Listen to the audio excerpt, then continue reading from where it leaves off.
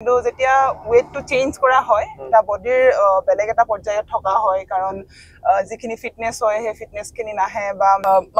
muscle আমি gain কৰিব লাগে আমাৰ ফেটছ বাঢ়ি যায় সেইটো সময়তে নিজকে ফিটনেছটো মেইনটেইন কৰা আৰু সেই টাইমটো এটা মানে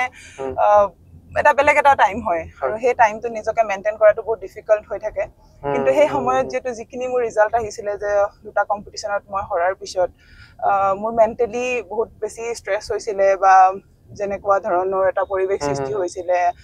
অলিম্পিকত মেডেল অনাৰ পিছত কেনেদৰে ৱৰ্ল্ড চেম্পিয়নশ্বিপত হাৰিব পাৰে বা কমনৱেলথ গেমছত হাৰি গ'ল কেনেদৰে সকলোৰে বহুতখিনি এটা সোশ্যাল মিডিয়াতো